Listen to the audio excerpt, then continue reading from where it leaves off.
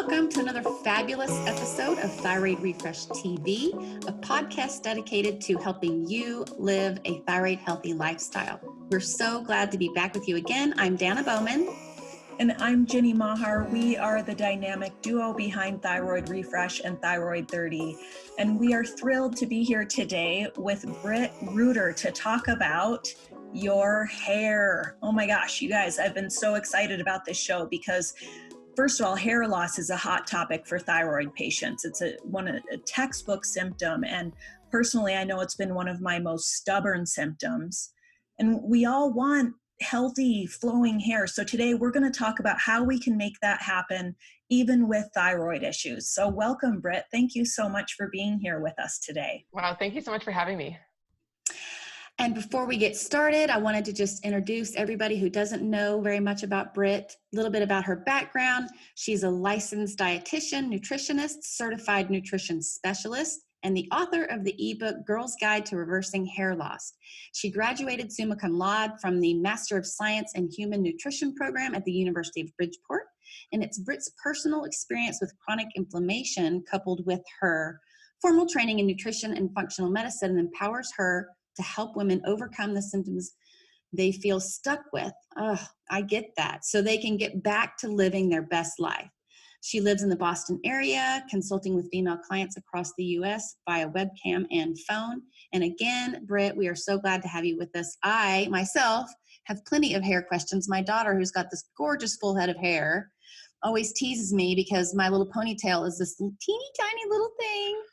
And she's got this big old ponytail. So she was like, oh, Mom, you need to ask her lots of questions. So we're glad to have you with us today. Awesome. So some hair goals there. Hashtag yeah, hair right? goals. Right. Well, and also the recording date of this is April 3rd. It's usually, a couple weeks at least go by before our, all our editing and everything is done and our podcasts are posted. But we're in the heart and coming into, some of the most intense weeks of the current crisis, the current pandemic with coronavirus. And I know ever since this started, a lot of people have been talking about having anxiety. And I have definitely noticed, once again, I had gotten to a really good place with my hair shedding. And, you can always measure it by what's in the shower drain, or that's, I can tell. Right. And I had gotten to where I wasn't having to pull any hair out of the shower drain at the end of my showers. And now I'm back to, here we go again. There's a lot of stress related hair shedding, I'm sure, going on for everyone Absolutely. right now. But it's also, as we mentioned, this is also a really textbook symptom of thyroid imbalance. Can be one of the first things that alerts us to the fact that we do have an issue going on with our thyroid. So, Britt, can you talk to us about why are hair and thyroid so intertwined? Yeah, absolutely. And you're right. It is a textbook symptom, and I think that one of the first things that women think of when they started to experience hair loss is thyroid, right? It's like, all right, well, let me get in and get my thyroid checked. So, I think that intuitively, we just know that our thyroid is so important to us having healthy hair. The hair growth process, it's very energy demanding. It relies on fully functioning mitochondria, which are those little powerhouses in our cells, which in turn depend on fully functioning thyroid hormone. So I know that, a lot of your listeners are probably already familiar with the thyroid and how it operates, but just to give a quick overview.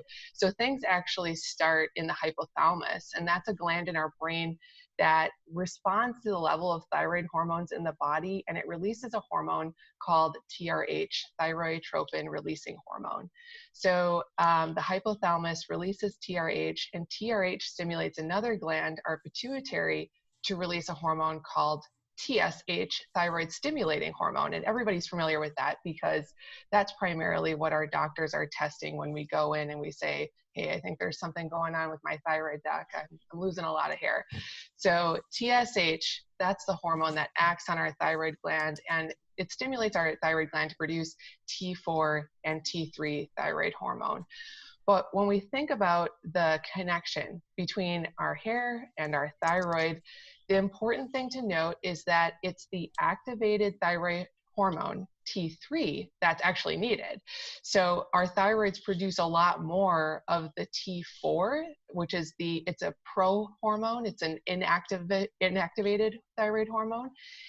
It's producing a lot of that T4, but it's up to special enzymes called deiodinases to convert that inactive T4 to the activated T3. And it's that activated T3 that we need in order to grow healthy hair. All right. So in layman's terms, it's just you need that active thyroid hormone for your hair to grow and regenerate and remain on your head. Exactly. And remain on your head. Exactly. Yeah. Not in the drain. Yeah. No. Exactly.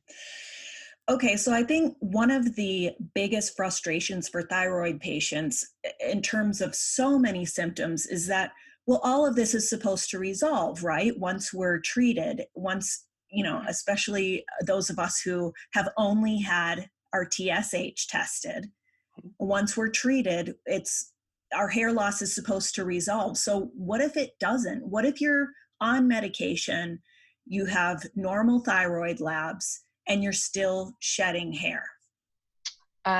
Yeah, that's such a good question, and one that's on so many women's minds, because levothyroxine and Synthroid, those are, year over year, #1 prescribed drugs in the US, which, if you think about it, would be like a really challenging title to earn, given just our overall reliance on pharmaceuticals in this country. So millions and millions of women taking thyroid hormone replacement, right now. So I think that the best way, in order to answer this question, I need to explain something called cellular hypothyroid. So I would say that most cases of hypothyroid can be explained by cellular hypothyroid, which is a lack of that active T3 hormone reaching the nucleus inside our cells and binding to the thyroid hormone receptors. When our body is under stress, and I don't just mean emotional and mental stress like what we're experiencing with all this COVID-19 stuff, that could be part of it, but I mean stress in terms of, just general HPA axis dysregulation, hidden infections, toxins, that kind of stress. Our body is going to adapt in order to maintain homeostasis, balance within our cells. So hypothyroid, the deactivation of thyroid hormone, then is an adaptation. So hypothyroid is how our body is adapting to a stress that it's being subjected to. So it's really the correct response, a protective response, given the underlying root causes that are causing that inflammation. So if at the onset of a stressor, which HPA axis dysregulation, hidden infections, toxins, when that starts, the first level of adaptation is to deactivate thyroid hormone within the cell as a protective measure. You could look at the reduction of the output of the thyroid gland, like what you would see in Hashimoto's autoimmune thyroid, as sort of the next level of adaptation. So it starts with deactivating the thyroid hormone in the cell, and then it kind of goes out into that global level, just the reduction of the output of the thyroid gland in general, and that's the next level of adaptation.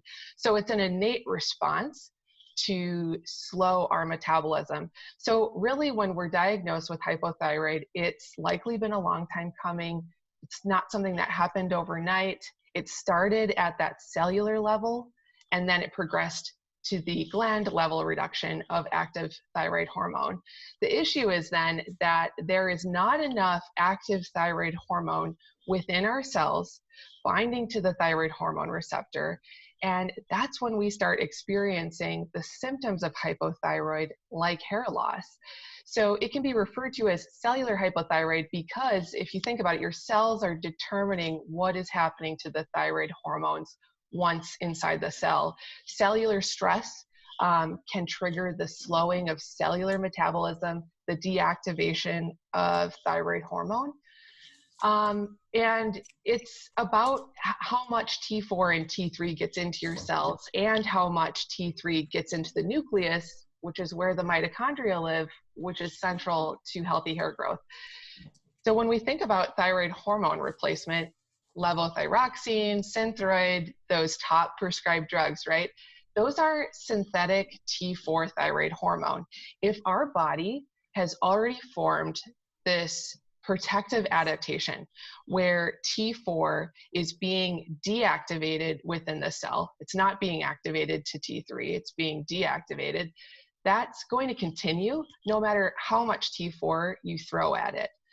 So I would expect hypothyroid symptoms like hair loss to persist even after beginning thyroid hormone replacement. In fact, hair loss is a known side effect of those medications. If you go and you look up what are side effects of levothyroxine, hair loss is a very common one. So a lot of women actually end up experiencing more dramatic hair loss after starting levo or Synthroid. Which is just such a shame and not very many people talk about, you know? I mean, a lot of doctors, of course, won't tell you that, and they don't want to tell you that.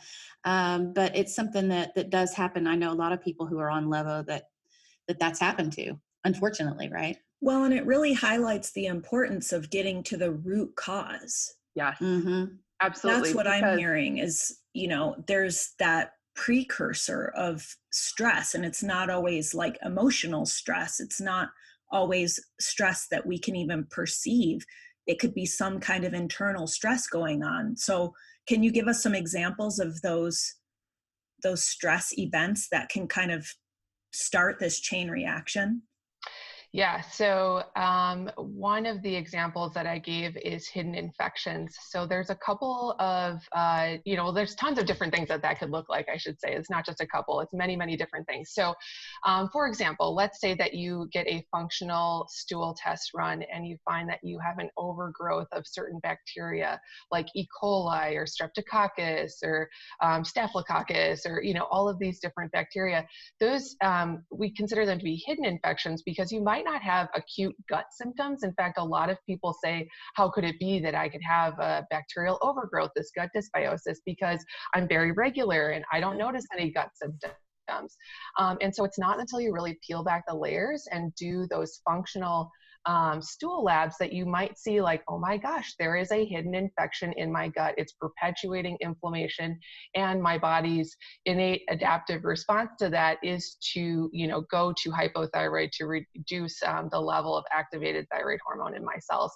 Other hidden infections could even be like viruses, Epstein-Barr virus, anybody who's had mono before, Lyme disease, I've even seen like hepatitis, on and on. So things that they're hidden because you might not have that acute symptom, where you're like, oh, I have a really acute infection here and a lot of, localized inflammation. It's kind of that low, slow burn. So those are probably some good examples of that. Toxins, that's another one. And a lot of people think of heavy metals, which is certainly important, but it could be even organotoxins. So like pesticides, maybe if you live in an agricultural area and a lot of, those sort of toxins are in your air because your neighbor has a farm crop, et cetera. Or mold in your house. That's a really big one with not just thyroid, but hair loss as well, living in a moldy house and not knowing it. A lot of people are like, well, I have new construction, so that's impossible that I would have mold in my house. You would be shocked how many people are living in brand new houses where it's impossible to have mold that have tons and tons of mold. Yeah. That makes me wonder about food intolerances to some of the naturally occurring chemicals in foods like oxalates, salicylates, histamine, sulfur, something people sort of run into or where they get to this point on their health journey where they're like, oh, I've eliminated gluten or I've been doing AIP or paleo and I'm still not feeling well because come to find out I'm not really processing sulfur correctly. And my question for you is, would you lump food intolerances of all kinds, I guess, into those events possibly, or does it not? I'm just curious, like, does that fall into that group? So food intolerance, food sensitivities, I think, that category is super interesting because there's a lot of different things that could be at play there. So when we notice that we are reactive to foods, like let's say that we do an elimination diet and then we challenge different foods and we notice that we're reactive, I think that that often speaks to another layer of symptoms. If we have leaky gut and the particles of the food that we eat escape our gut lumen, our body's going to launch an immune response against that. It's like, hey, broccoli, you're not supposed to be here. And so then it builds up this immune response against it. So really leaky gut is the root cause. The food sensitivity, the reaction that we have to that food, is a symptom. So it's true that, maybe avoiding that food for a period of time while you do work to address leaky gut and all of those root causes that are underneath that, that may be important, but just taking the food out, not addressing the leaky gut, not addressing those root causes, every food that you eat is going to develop those similar immune responses, that IgG immune response, because those food particles are going to continuously be escaping the gut lumen. And so I think that it's important to look at it that way. Simply removing foods from your diet is not the fix. That might provide symptom relief. It might be part of your overall journey, but that is not the be all end all. And in fact can be, quite dangerous, especially if the root cause issue is gut dysbiosis. Restricting foods that are healthy bacteria used to, survive and thrive can just exacerbate those gut dysbiotic issues and lead to more and more and more inflammation. And so that's just something I want to point out there. But mast cell degranulation, it has to do with like our histamine response, our inflammatory pathways. If you are constantly eating foods that you're reactive to, I have seen where that can be a triggering event and potentially cause some more hair loss issues too. So it's not that you should ignore it, ignore those intolerances or sensitivities, but it's sort of see them for what they are. They're an aspect of this whole thing. They're not the answer. And we have to go deeper. Much deeper. Yeah, absolutely. And I would say go deeper quickly, because just like I said, avoiding it for a period of time might be therapeutic while you're addressing those root causes, while you're healing your leaky gut. But you don't want to get to a point where you've taken everything away. I've had clients come to me and they're crying because they are, avocado was like the last thing that they could eat, and now they just started reacting to it, and now there's nothing else and I don't know what to eat. You don't want to get yourself in that position, because nutrient deficiencies, exacerbating gut dysbiosis like we talked about, plus it just wrecks your relationship with food. Orthorexia, it really can lead to some very dark places. So I would say just putting as much effort as you can into finding someone who can help you identify and resolve those root causes. It does kind of feel like, getting a gut dysbiosis, getting the IgG and all of that tested, like, should just be standard, because, why don't we just rule that out from the very beginning? That way we can kind of move forward, is my thinking. It's hard because functional labs, and some standard labs too, they're, generally out of pocket expenses, and they can cost a few $100s each. And so that's something that, clinicians that are trained in functional medicine, like myself, we try to identify the lab tests, the functional lab tests that are going to have the most impact. So it's like, okay, you have $500 to spend, that's it on lab tests. What can we do with that $500 that's going to have the most impact?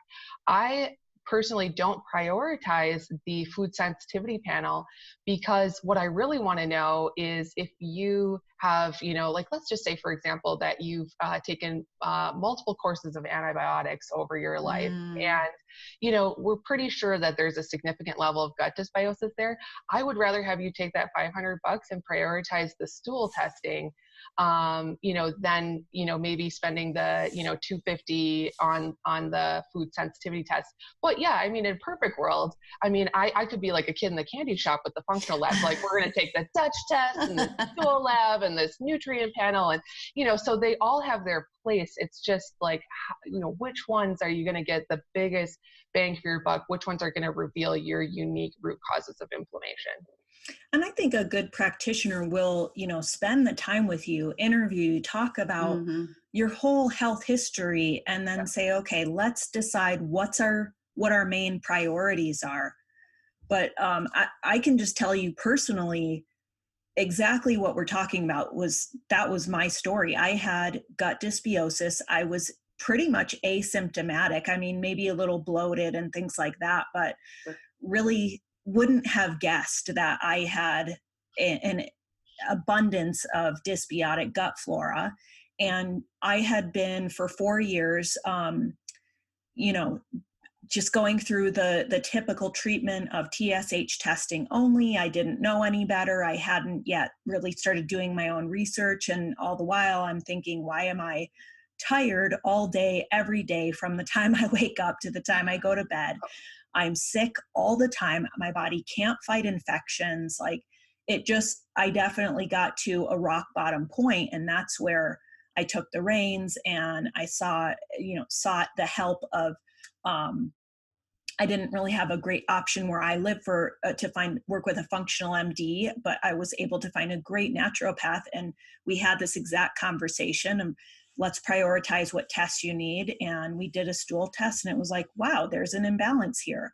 And within 48 hours maybe of starting to treat that, it was like someone flicked the lights back on inside me. I got my energy back. I got my life back. And then once you get, it's all about energy with the thyroid, isn't it? Mm-hmm. When your energy isn't there, it can be such a slippery slope where you almost can't even think your way out of it. You can't figure out, what do I need to do to get out of this? You get stuck. Mm-hmm. And when I got that energy back, it was just boom, this whole new leaf. It absolutely changed my life. It's why we're sitting here today, why I'm on this thyroid podcast. The co-founder of Thyroid Refresh it was like, everybody needs to know this. Everyone needs to know these things. And I don't want anyone else to spend 4 years like I did in such a compromised state. But there's so many people who are. But anyway, thank you for indulging our curiosities there with all of that and taking a deep dive, because it is so fascinating. And, the more we learn, the more we understand, this really is a complex issue. You can't oversimplify it. And you can't oversimplify it. There's absolutely no way. There's too much to it. But again, having people like you on the show and explain and kind of lower things down into layman's terms, it really helps people. It makes them feel more comfortable with asking those questions and even being able to think of those questions and things. So thank you for that. Yeah. We definitely want to know some preventative things too, because I know that all the people out there listening are like, okay, we get it. What can we do? Because this isn't working. And like you said, sometimes those that are taking Levo and Synthroid have even more hair loss. So, right. Yeah. So it's, that's always the number one question for me. Right. And I feel like a lot of my clients, they come to me after trying all of these topicals, every miracle in a jar that promises amazing results. And of course they never deliver. Right. Because, that's why my primary focus is helping women to get to the root cause of their hair loss. It's a very different approach than most women are used to taking, because we've been conditioned to think of hair loss as a topical issue that needs a topical solution. But healthy hair starts on the inside, not the outside, not with topical treatments. Those treatments are symptom-based approach, right? I see hair loss, like let's put, it's happening at the topical level, let's put something topical on. They're trying to deal with the symptoms of hair loss, but they do zero to address that underlying root cause, which, hopefully it's clear from this conversation that even low thyroid is not the root cause, right? That's Mm-mm. just another layer of symptoms. So it's like, Symptoms. oh, I've addressed my root cause. It was hypothyroid. I'm on levo now. Like, no, that is not Mm-mm. root cause. So you got to go even deeper than that. And so I love that that's both of your focuses. So in my experience, the fastest way to regrow healthy hair, which we all, want, is to figure out why it stopped growing in the first place and address that issue. That's where your energy, where your money is going to be best spent. Don't spend $50 on, this miracle in a jar. Use that $50 and use it to get a functional lab to figure out some of your root causes, and how you're going to be able to address those. It's sort of like a boat with a hole in the bottom, right? You're taking on water, the boat is sinking. You could either grab a bucket and try bailing out the water frantically while still taking on more water, or you could patch the hole in the boat. And that's really more of how I describe my approach. There's certain, I try to always research, different natural topical solutions that might be helpful. And there's just not a whole ton with evidence-based approach, especially when it comes to thyroid. As low thyroid, rosemary oil actually was found to be as effective as minoxidil, which is Rogaine, when applied topically for women that were experiencing androgenic alopecia, so a male hormone dominance there. But I haven't seen anything about, being able to help women with low thyroid experiencing hair loss. So I would just put as much effort as possible in addressing those root causes as quickly as possible to get your hair back on track to help stimulate that regrowth. What are your thoughts on biotin? So a healthy gut microbiome actually produces different nutrients like biotin. And so if we're someone that has, significant gut dysbiosis, multiple courses of antibiotics, it's not uncommon to see biotin be low in those individuals. But in general, it isn't, you can't say universally that everybody with hair loss has a biotin deficiency. And if you are taking a biotin supplement as well, it can also affect your thyroid labs. So that's something that you always want to tell your doctor if you're taking a biotin supplement. I'm not sure. I would think that probably about 2 weeks being off the supplement, might be a good period of time before getting your thyroid levels retested.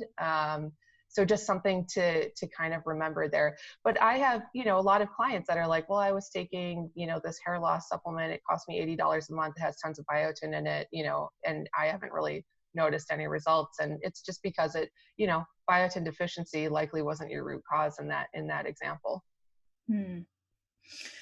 Okay. So kind of going back, I guess, I'm just like sort of parsing all these things out in my mind. So I'm thinking about you get to your root cause. Maybe we'll use the example of gut dysbiosis, right? And then you treat that, and that helps with a lot of the symptoms.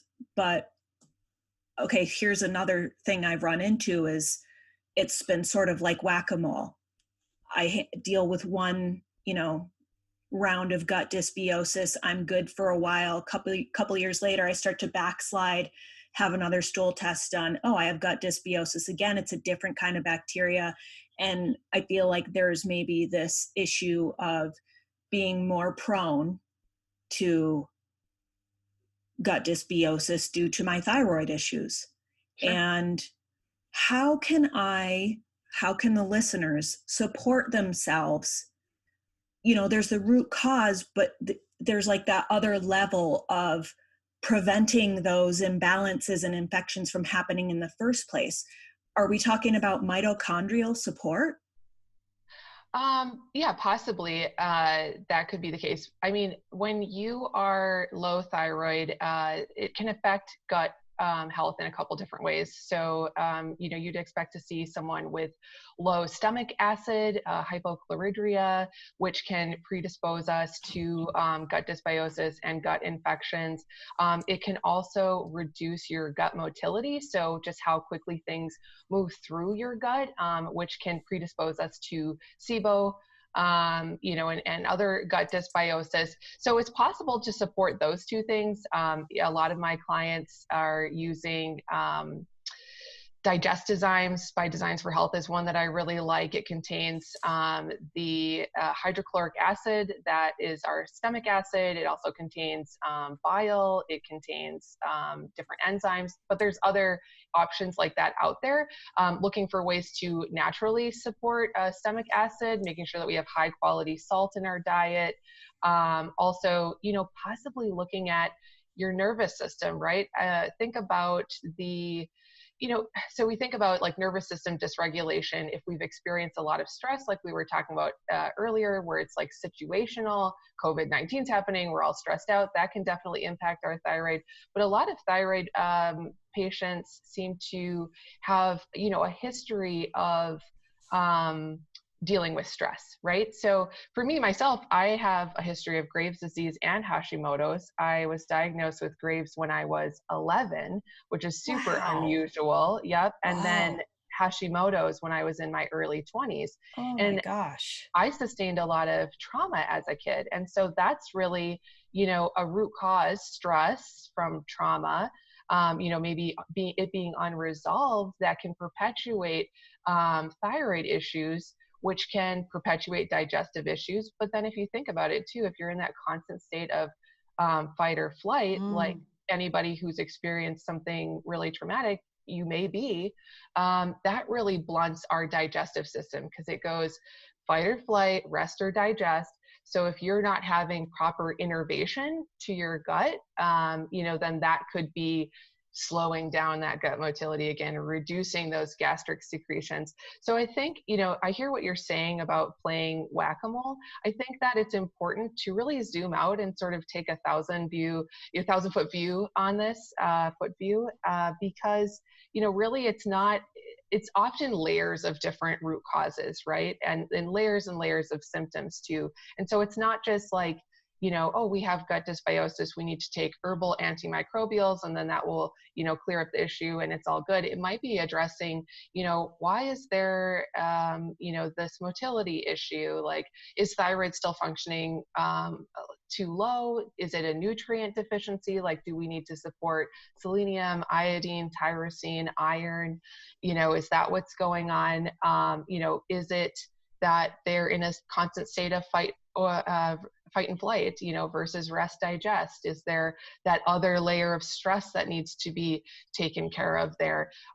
Is this person under eating and overtraining? Is that contributing, to some issues here, perpetuating problems? So it's like layer after layer, none of these things are in a bucket. Mm-hmm.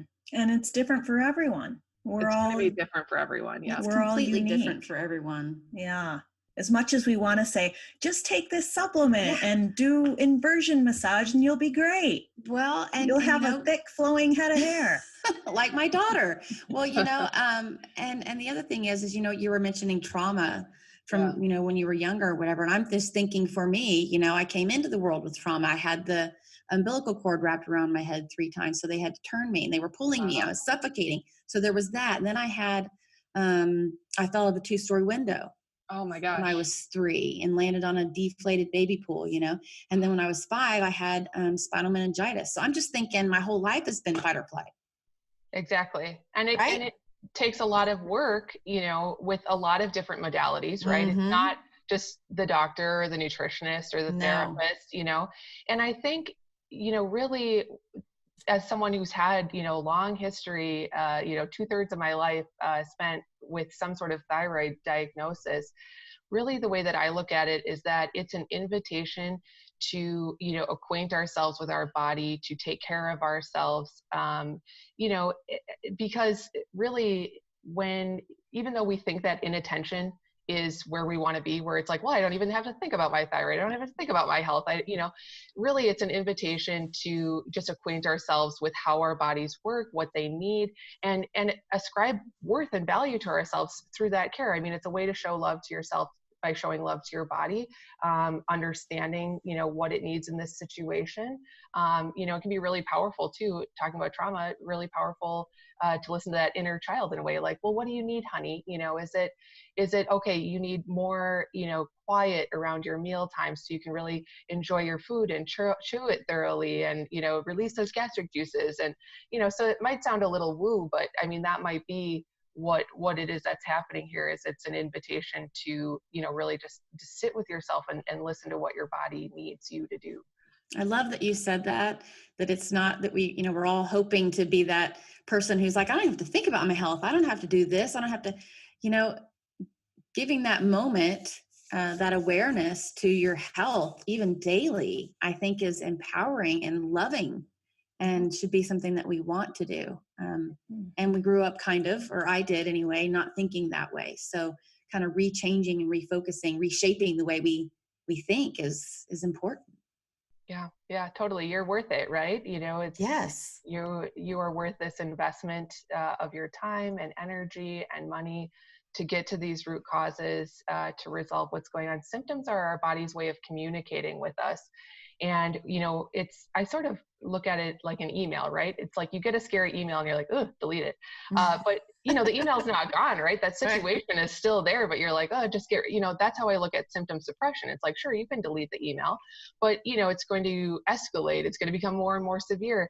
Hair loss didn't happen overnight. Often it's those subtle, symptoms that we've learned to overlook, the little bit of acid reflux, the little bit of, joint pain, on and on, that we've learned to just overlook and ignore. And so the messages become louder and louder. And so it's really just an invitation to open that email and to listen and to, confront it head on and figure out what it is that's needed of you in that moment. So in essence, the hypothyroidism or Hashimoto's is like a bullhorn. Yeah. It's like your body going, okay, yeah. Hello, that's it. Had enough. I mean, I've definitely, prior to my diagnosis with Hashimoto's, the way that I look at it in retrospect is that there was these things that were coming up. It's like, wow, I was getting panic attacks and I was fatigued all the time. The classic tired and wired, digestive health was just a mess, and my skin was terrible, on and on and on. And it's like, well, I guess I wasn't sick enough yet, in a way, Right. for me to take it seriously and really invest it in what my body needed me to do, so it finally did get my attention, but it just kept escalating and escalating. So your body has your best interest in mind, right? You are partners, it's your temple, if you want to look at it that way. So, really it wants to bring your attention to something that, that needs your attention. Mm. What an incredible story you have too. I mean, Graves at 11 and then Hashimoto's in your 20s. So you've experienced both ends of the spectrum. And, in this discussion about going deeper, getting to the root cause, and then even to the root cause of the root cause, and I'm so glad that you sort of brought all that together so beautifully, because I think that's we can focus on the surface things too much, and then miss the root cause stuff. And then I think we can even focus on the root cause stuff, like as far as the medical side of things goes, and forget the emotional roots that so much of our illnesses have. And if we don't address those, then it's like that whack-a-mole thing, Yeah. And even breathing, I mean, I'm just thinking, like you're saying, Jenny, it's beyond more of the medical. For me, it's probably a lot of emotional, breath work, HPA axis, vagus nerve, just some different things that it may not be medically, like you go to a doctor because you have this wrong, it's like, I need to work through this in different ways. And I love that you kind of brought that together, like Jenny said. And even after all these years, it's still a process for me. It's not something where it's one and done. I'm constantly learning more about my body, listening to what it needs, just being adaptive and trying to respond to those little nudges. So, this is what life's all about, right? It's a journey. We're learning, we're growing through this whole experience. So I think that's important to know. I got a kitty cat talking. Sorry. Kitty cat making a cameo appearance. Yeah, right. They agree with me. I hear. Yes, That's what I'm hearing. Yeah. Okay, so I have kind of maybe a little bit of a random question on behalf of the Skinny Ponytail Society. Those of us, I've always had very fine hair. I've had lots of fine hair, but I've always had a skinny ponytail. And for me, it means I pretty much have to wash my hair every day. Maybe I can get away with every other day, but it's like, I call it seaweed on a rock hair. Mm-hmm. What about dry shampoo? Because I know there's a lot of us out there using this, and it's become such a mainstay for people who, tend to get greasy hair, who just don't want to shampoo so much. Is it bad for us? Okay, so a couple of things here. So first of all, the first thing that popped in my head, hair that tends to be greasy. So like if you have day 2 hair, you shampooed yesterday, today's day 2, if you take, some tissue paper and you blot it to your head and you see a grease mark, that's considered to be greasy hair. And that may be related to hormonal issues. There's something called sebum that gets produced and released by special glands called sebaceous glands. And they are under control by our hormones. So typically women who have higher levels of androgens, for example, testosterone is, the cover model for androgens, they have more sebum production and experience greasy hair, oily skin, other symptoms like that. So high androgens can definitely lead to hair loss, so thinking about another, avenue to explore there. And it can relate back to low thyroid too, since low thyroid impacts ovulation, which can then lower progesterone, which increases androgen issues. So if you're someone that's looking for dry shampoo because you have very greasy hair, think about greasy hair as a symptom and what root causes might be underneath that, But yeah, so for most commercial dry shampoos, so I'm thinking practically anything that comes in an aerosol can that you'd pick up at Target is going to be terrible for our hair and our bodies. It doesn't make sense intuitively to spread in endocrine disruptors and inflammatory toxins on your head in the air if we know that endocrine issues and inflammation can lead to hair loss, right? So there are still a lot of natural dry shampoos that I don't prefer because the oil absorbing materials in them, the ones that they use may not have the right pH, the acid balance for our scalp, and they can also be too abrasive. So baking soda is a big one that I see in a lot of natural dry shampoos. It's a strong alkaline, and our skin, including our scalp, prefers a more acidic environment. So if you add those alkaline products on your skin, it can disrupt your skin's pH, which disrupts your skin's microbiome. It's not just our gut that has a microbiome, our skin's microbiome, and it can lead to issues like dandruff, seborrheic dermatitis, so you definitely want to be mindful of the sort of natural ingredients that you're prioritizing. So it's like, yes, prioritize natural.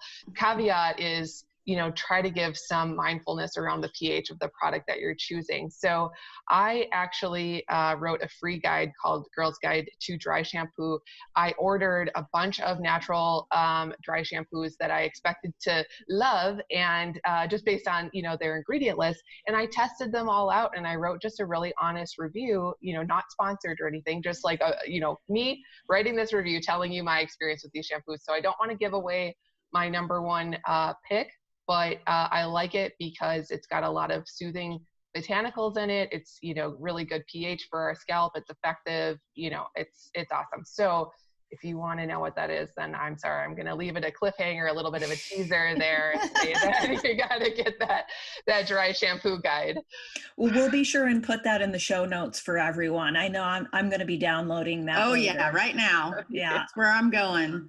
Yeah. And you also had another great freebie, What's Your Hair Loss Type? And that's a free quiz that people can take. And we will also put that in our show notes for everyone. Awesome. So great resources. Well, before we sign off, one last question for you, Britt. What are your 3 main takeaways for the listeners today? Sure. So first of all, low thyroid, it's an adaptive response to inflammation. Low thyroid is the symptom. It's not the root cause. It's critical to identify and resolve those root causes of inflammation. Some of the top root causes that we talked about, HPA axis dysregulation, hidden infections, toxins. Second, even though it seems like hair loss is a topical issue, healthy hair starts on the inside. You need a whole body approach to hair loss. And then number 3, even though topical treatments won't fix the root causes of hair loss, what you put on your hair and on your scalp, that does matter, because using products that are inflammatory and contain endocrine disruptors, it doesn't make any sense, if we care about our health and the health of our thyroid, the health of our hair. Perfect. Awesome. Good to know. Well, thank you so much for everything you shared with us and for being here today with us, Britt. It's been really fascinating and an enlightening conversation. So thank you. Yeah, I had so much fun today. So thank you for having me on. For our listeners, you can find Britt Reuter's work and her resources at brittreuter.com. And I'm going to spell that because you might be surprised at the spelling. BRITTREUTER.